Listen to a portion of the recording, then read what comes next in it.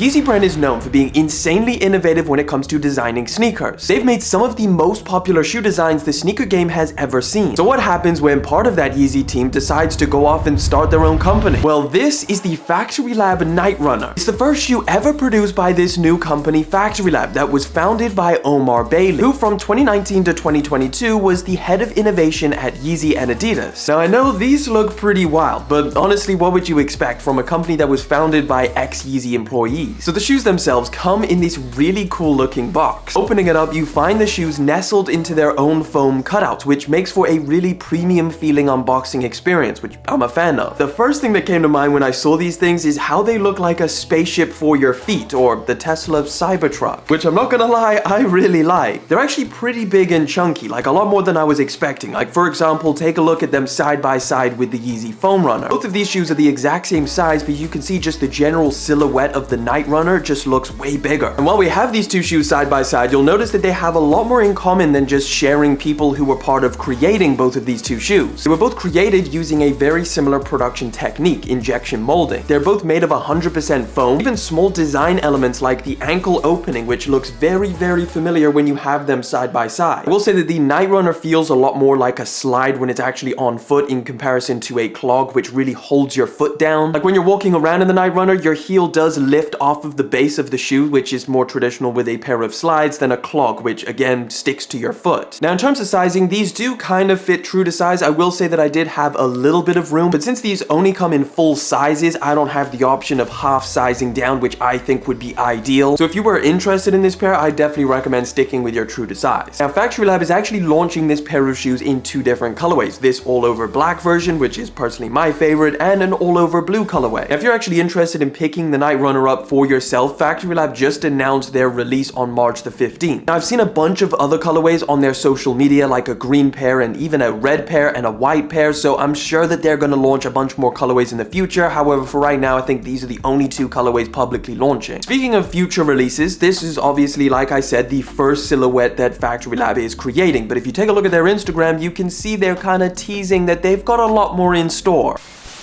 Today's video is sponsored by Guardio. Guardio is a browser extension that is incredibly helpful and important to keep you safe while you're online. Unfortunately, online shopping is absolutely plagued with a bunch of different scams. But if you're using Guardio, they will actually notify you if the site that you're visiting is untrustworthy and block fake websites that are scams. I get so many people sending me different websites asking me if they're legit or not. Having Guardio immediately gives you peace of mind that the website that you're shopping on is genuine and trustworthy. They also have phishing detection and give you real-time alerts if your data has been exposed. And this happens more than you think, even with legitimate companies. Like when StockX got hacked and millions of people's data was stolen. Or more recently when JD Sports had 10 million of their customers' information exposed. If this did happen to you, Guardio will let you know immediately when it happens. It takes 30 seconds to install and you'll get a free security scan that will detect any threats that you may already have. There is plenty of convincing looking shopping websites or even payment and delivery emails that are trying to steal your data or sell you fake products. And all of my viewers get 20% off the monthly subscription by signing up with the link in the description. So go to guard.io/Elliot page to check out their monthly plans with 20% off. Thanks to Guardio for sponsoring today's video, but let's get back to it.